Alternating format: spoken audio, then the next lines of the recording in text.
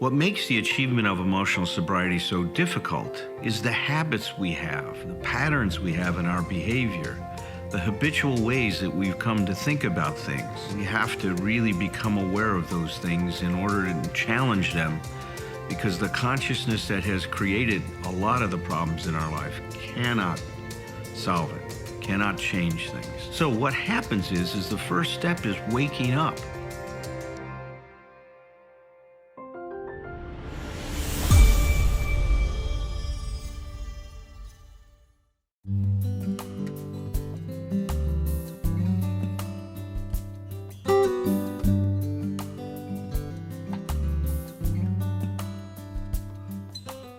Well, tonight we are continuing our exploration of this 12 steps and how they promote an authentic self-esteem, which then relates to our emotional sobriety. And tonight's lead is going to be Thom Rutledge. And so, Thom, I'm looking forward to some more of Tom's nutshell wisdom. You going to call it in? That's the bat phone, isn't it? Yeah, it is. Yes, you don't say. You don't say. You don't say. Now ask me who it was. Who was it? He didn't say. Oh, that's so bad. My kids will love that joke. My kids Bugs Bunny. I got that. that one. I got that one from Bugs Bunny. Oh God. I don't remember most of the things I needed to do today, but I remember lines from the Bugs Bunny cartoons.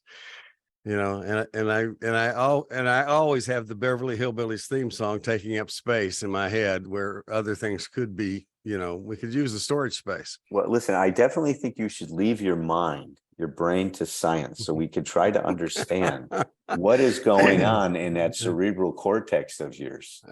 I think that'd be fun. That'd be good. I like it. I will do it. Unravel the mystery of the universe. Well, I'll tell you this. I have actually. It's been a while since I've done this, but I actually explored with the medical school at Vanderbilt. At one point, I asked somebody, and I was serious, but they didn't think I was serious.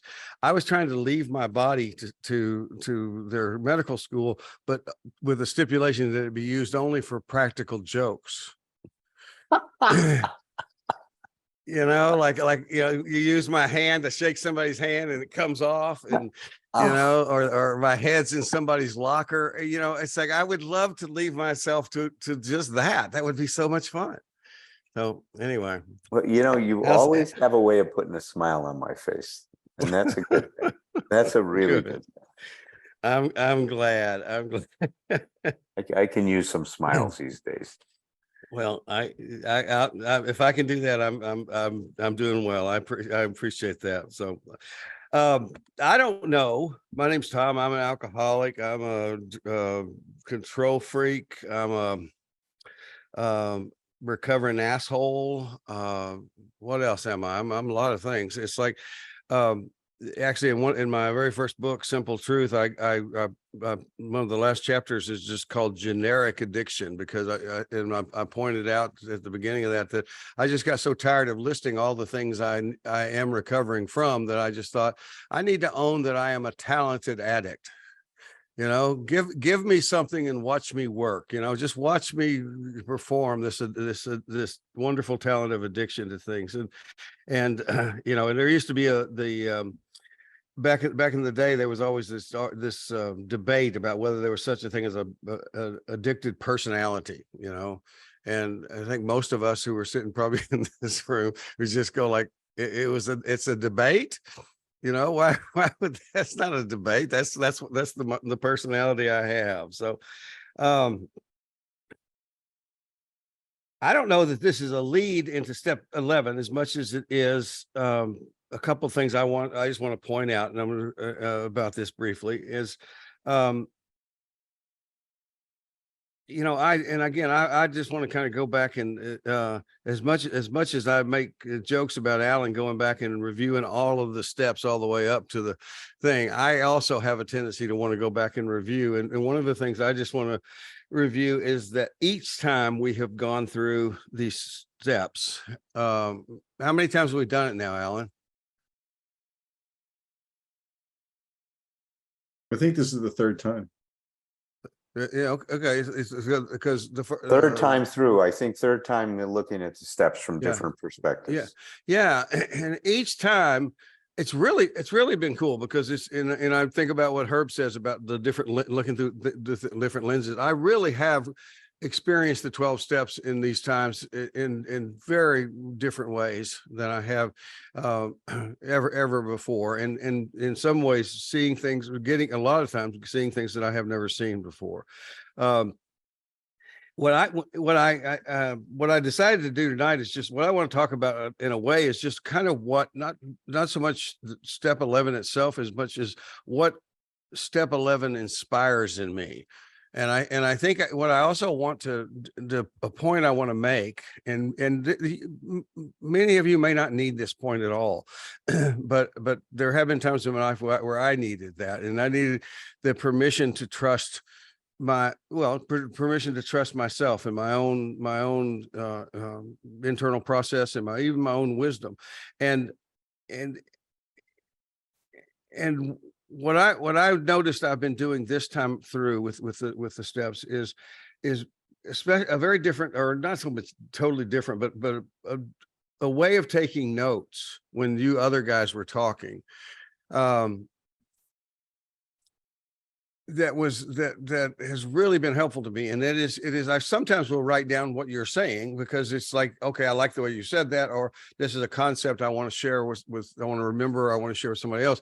But most of the time my notes are about what I think while you're talking.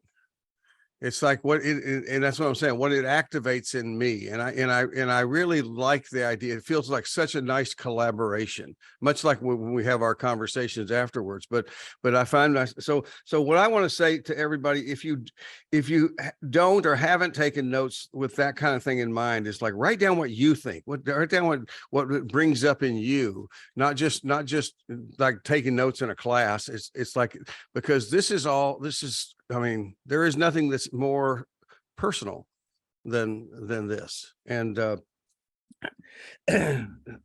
I want to definitely say that I'm going to go to the end of, I'm going to go into 12 and 12 to the end of the 11th step. Perhaps one of the greatest rewards of meditation and prayer is the sense of belonging that comes to us. And Lord, do many of us have long history with the need of that belonging? I was working with two different clients today about that very thing. Where do I belong? Where am I welcome? Where in, this community, I mean, first of all, 12-step community or other support communities are there too. But for me, over these last years, this Thursday night community has certainly been a place that, I mean, we belong. Every one of us belongs here. And it's like, if you doubt it, please, please give one of us a shout out, because we'll be glad to connect and help you see otherwise. But it's such a powerful thing about not only belonging to a group or to a family, to some system, but about belonging here on earth, to be human beings. And this is what I want to get to. Well, let me finish what I was reading here first. We no longer live in a completely hostile world. We are no longer lost and frightened and purposeless. The moment we catch even a glimpse of God's will, the moment we begin to see truth, justice, and love as the real and eternal things in life, we are no longer deeply disturbed. And it goes on, but I like to end the sentence there. We're no longer deeply disturbed. We are in this place of peace. One of the things that for me, step 11 is the step of experience. I think we've said that before. The step of experiential awareness. It is me being aware of me. It's and I jotted just because in the spirit of looking like I was planning, something, I wrote some notes, and I have a little quotation, a really simple quotation from Socrates, where he says, just as one person delights in improving his farm and another his horse, so I delight in attending to my own improvement day by day. And I connect that to this is a paraphrase of Marcus Aurelius, but that my job each day is to be the best human being that I can be. My job, the reason I'm here on earth is to be a human being. And my job is to do my mission, and my value system is to do the best I can with that. And that defined, again, bit of a paraphrase, but by Marcus Aurelius as going out and being of service, taking care of yourself, being compassionate to yourself, being compassionate to others, and being of service to others wherever you can. And it's that's the inspiration of this time through with step 11 for me. The idea that this is the step of being fully in the present moment to me. And that when we're talking about sought through prayer and meditation to improve our conscious contact with God. Conscious contact with God is, for me, conscious contact with the here and now. And it's like one of the things I've said before is, I like to point out to people that my way of thinking about this is not that I'm pursuing something, but that whatever it is that I want to be in touch with runs right down the center of me. Right down the center. It can be, we can think of it as peace. We can think of it as whatever, self-respect, integrity. And the idea is, when I understand, like all of us remind each other all the time, nobody's perfect, and that's not the goal. But the idea is that here, if this is peace, if this is integrity in the middle of me, and I used to live, well, actually my hand wouldn't be in the screen. I used to live over here. Basically my definition in the book I wrote about self-respect, called Earning Your Own Respect, is just basically know what your values are and live as congruently to those as you can. And it's like this, most of us you don't have to be a substance addict to have been way off with that. But the idea part of what recovery is, certainly what part of what emotional sobriety is bringing our attention to our value system. And I'm not talking about just, the general values, like don't shoot anybody for no good reason. I'm talking about like what's important to me now in my life. It's going to be different than it was, years ago, or it's going to be different than down the line. But it's like, need to be in touch, being in touch with that. Conscious contact with God is also being in touch with who I am and who this is, which I think is my, where I continue, I connect to higher power is from within myself. That doesn't mean I am the higher power. It means this is where, if I want to listen for and feel for higher power wisdom, I'm going to listen in here. So basically, with that piece, with the 11th step, is what I feel like I'm doing is I'm doing a better and better job using the things that I'm learning from all of you, and being reminded of, because we're all each other's post-it notes, right? It's like, I love one of the early things I heard in AA was somebody say, that human beings are forgetting machines. And I one of my little nutshells says, we don't need better memories. We just need a life that is filled with reminders. And that's what we are for each other. That's what this group is. That's what Alan and Roger and Herb and Tom and Declan and Brian, all these people are for me. You're my reminders. Sometimes literally my reminders, but just because you're here, because I show up and I see your face on the screen, or I can text you and get a response back. Those are the things that help me remember that my job is to be in touch with that value system and living as congruently with that value system as I can, and loving the fact that I know that each of you is doing the same. And so we're working on that. Not perfect, but we're coming and going. We can be, like I started off saying that I could, I never know what's going to pop out of my mouth when I do these. And I said, I trust Roger to catch me. So I figure if, he's going to he'll follow up with something, probably be able to reframe something that if I said something ridiculous, he'll probably reframe it in a way that makes me look really smart. That's a lot to put on you. I know, but come on, Roger, try to do it. It's and let me see if there's something else I wanted to say about that. It's like, Another point just about being in the present moment, which is where again, I'm not saying I'm talking about what Bill W was talking about with the 11th step, but I'm talking about what's inspired in me this round with our group going through this and step 11, present moment. And I like the idea. I was thinking about present moment this morning, and I was thinking, and I hope Kathy's here because Kathy McCullough, because she's a pilot, and the metaphor I went to is that of a pilot, and I know she's actually has a checklist of recovery that is similar to what a pilot's checklist is. But what I thought was the present moment is the cockpit. That's from that moment, that place that I pilot my life, moving in a positive, productive, well-intended direction.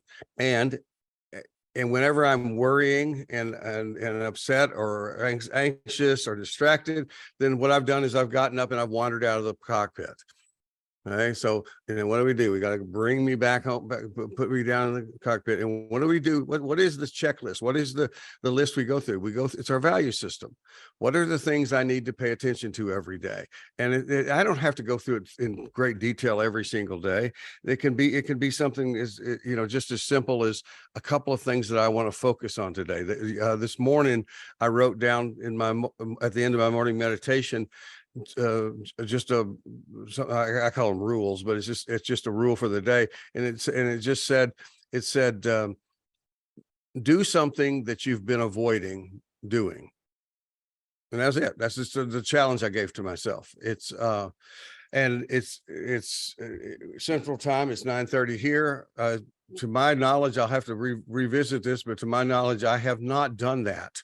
So I'll stand here as the shining example of lack of perfection, or maybe I got a little time left. But the other thing about present moment is, and this is the metaphor that I love, is the idea.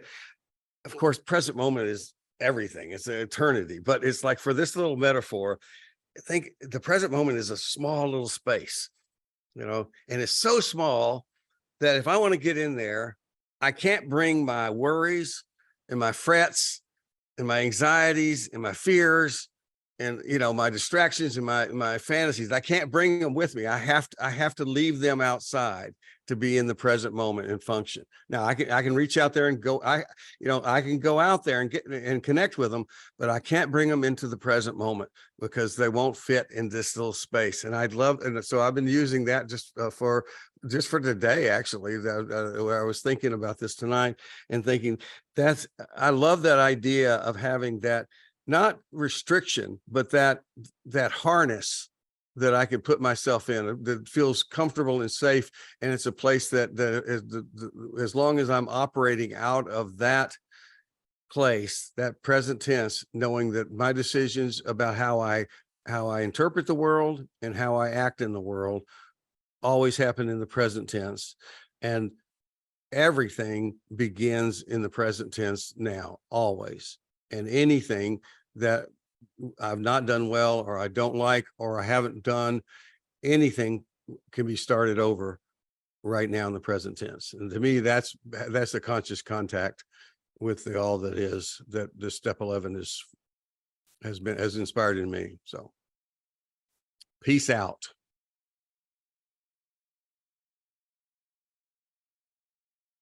Roger. Okay. There we go.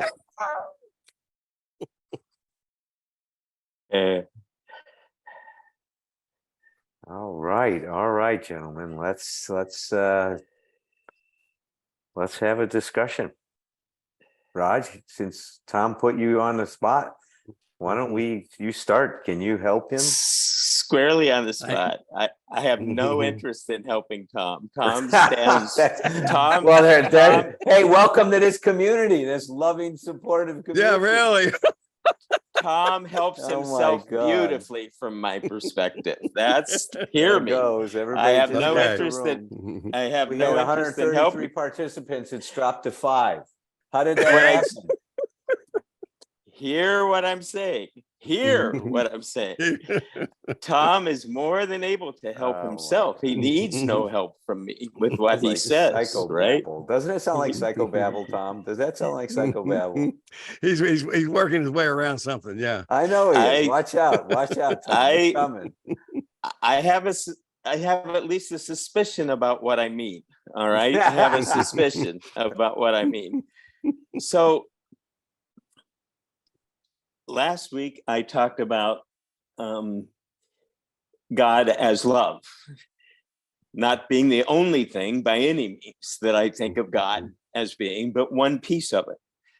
And tonight you talked about, among the things that God may be to you, being in the present moment is being in conscious contact with, with what I would call the Holy Spirit, or with God, or with a higher power. So I want to take off on what you were saying about the present moment, Thom, because it's been a source of so much confusion for me in my life. When Eckhart Tolle's book, The Power of Now, came out, I was so excited by what he was saying and when I was reading. And so, you know, I'd always been geared toward the present moment because I didn't like, you know, dealing with the heavier, weightier issues of life. So if I could bring myself much more into sensory reality, right? That's what we often mean by coming into the present moment more, into what I'm seeing and what I'm hearing and what I'm tasting. And I'd go up and down the steps and count the steps and really focus my mind on each step and the movement of my body. And then it dawned on me, if I was counting the steps, I really wasn't in the present moment when I was walking up and down the steps, right? Because my head was in the way of the actual experience of going up and down. One of the reasons you said, you know, I leave my worries and I leave my distractions and I leave my other emotions out of that space. And that's talked about a lot in terms of being more aware of the present moment. You know, we dwelling on the past, out of the picture, right? Worrying about the future, out of the picture, right? Because they don't exist yet, or it no longer exists, depending on which part we're talking about. The area that I struggled with, though, a lot was, as I said, I'd always liked having fun a lot. I'd always liked being sensory oriented, right? Hedonistic, if you will. So in a way, present moment mentality, I like being aware of physicality and aware of my breathing, which is often a first step toward becoming more aware of the present moment, right? Is to focus on our breath in and out. But what I didn't like so much was thinking about how I was going to pay the rent. What I didn't like so much was thinking about, you know, something hurtful that I had said or done to somebody else. What I didn't like so much was trying to plan long term. What I didn't like so much was thinking about who I needed to make amends to from my past. So I always felt this struggle or this conflict between, well, how do I integrate my values with present moment awareness? Because often for me, they felt like two different kinds of experience, right? Two different places for my consciousness to be. Now, I don't know if that makes any sense or not, but I became really good at escaping the complexities of life and the complexities of reality by fleeing into the present moment a lot. I don't know if that makes any sense or not, but I did. I just would, you know, if I was stressing about, you know, how to do something financially or pay for something or whatever, I had an instantaneous method of escape. I just come into the present moment and I pay attention to my breathing. I pay attention to what I'm seeing. I go do something fun and enjoyable. But obviously, the downside of that is I didn't address what God/reality, right, was. I'll use the word encouraging, or I could even say requiring, but encouraging me to address. So I still don't have a solution to that, you know, that lack of integration of present moment awareness with an awareness of, I'll just put it that way, things like planning, things like, taking responsibility for commitments that I've made that involve the future, all that kind of stuff. So what I want to say is, to me, and it's a word I use a lot, for me, it's trying to find a balance between being true to my values and being connected to the present moment. Now, when I'm in that sync, because it's very possible to be in sync with both, that's when I feel integrated. That's when I feel most connected to God, especially when I'm, as we talk about it, when I'm surrendering to reality, right? Or surrendering to God's will, as we might talk about it. Hey, Roger, could Yeah. I just say one thing, because I'm just remembering something that fits here so well. I was in a workshop one time when somebody was asking, what do you do with people who live one day at a time and use it as an excuse to be irresponsible? That's what I'm talking about. Yeah. And this is one of this is perfect, because this is one of those times where somebody in the audience had a better answer than mine, and I've used hers ever since. And she said this wonderful thing. She said, learning from the past and planning for the future are both present tense activities. There you go. I love that. It's like, because that's the integration you're talking about. So I hadn't thought about that in a long time, but you're just right on it. So when I'm in that place, that's when I feel integrated. That's when I feel most at peace. That's when I feel most connected to my sense of what my higher power is. Yep. So I'm not at all saying they really are two separate universes. I'm saying when I'm not integrated, I experience them that way. So that's a great way to say it. Planning, and that's what, Gestalt therapists and other therapists say, that, of course we need to plan for the future. We just don't want to live there. Of course we need to learn the lessons of the past. We just don't want to live there. Like you say, the present moment is the starting point, and it's also the return to point for me. But there's a difference between planning for the future and being totally preoccupied by future concerns. And I mean occupied in my psyche, right? Or living endlessly in the past, which is also really easy for me to do with regret or happiness, if it's good things I'm remembering and thinking about, right? But more often it's guilt or shame or regret. Coming into the present moment when I'm overbalanced toward the future or the past can be sanity saving, right? It can be rebalancing myself. So thank you for those thoughts about, present moment and values. Love it. I'm Herb. I'm an alcoholic. Thank you both, Thom and Roger, for your comments. And Thom, I actually took your advice and your style or method of listening, in terms of listening to my reaction to what you were actually saying. And that was very productive. So thank you. That was a very nice, sort of parted the curtain for me in a different way. Back to Roger started out by talking about hedonism. And my understanding of it is everything in moderation. They get a bad rap. They get a bad rap, hedonists. Everything in moderation except moderation. Work the heck out of moderation, right? There you go. See, it's about balance. And we take off of step 10, looking at emotional sobriety, and that's really about balance. And we're talking about step 11, which is really about meditation, which, if you broaden it, just open it right up, is about consciousness, which of course is the central theme of the Self-Esteem book that Brandon wrote. He made that one of his pivotal points. I mean, there's lots of pillars, but there's one pillar that I think he built on, which was that consciousness, which is this what about. And what you talked about, Thom, it was living in the present tense. It's such a simple statement. It's the only place we can live. Everything else is a delusion. When we are living in the past or living in the future, it's obfuscation. It's a delusion. It's not real.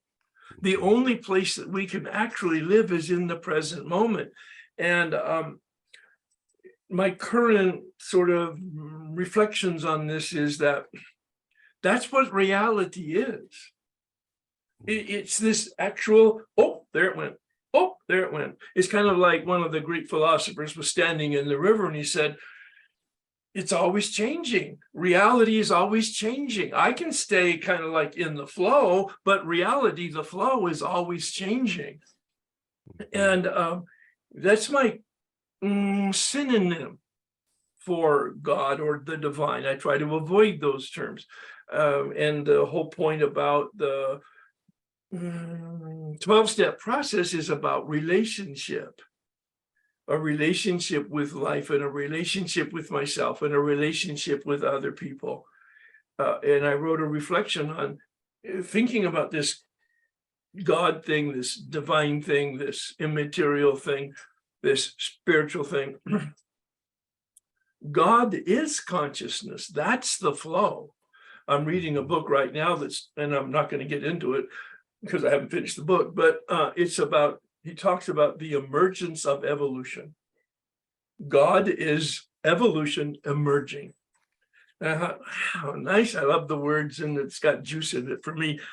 And I was reminded of, and I just finished a book that I had been wanting to read for 60 years, Ram Dass's Be Here Now. And then Roger, I think it was Roger or Tom made the comment about being here, but listening as meditation. So being here to here, spelling here differently, be here to here. So anyway, random thoughts. Thanks. Cool. Thanks, Herb.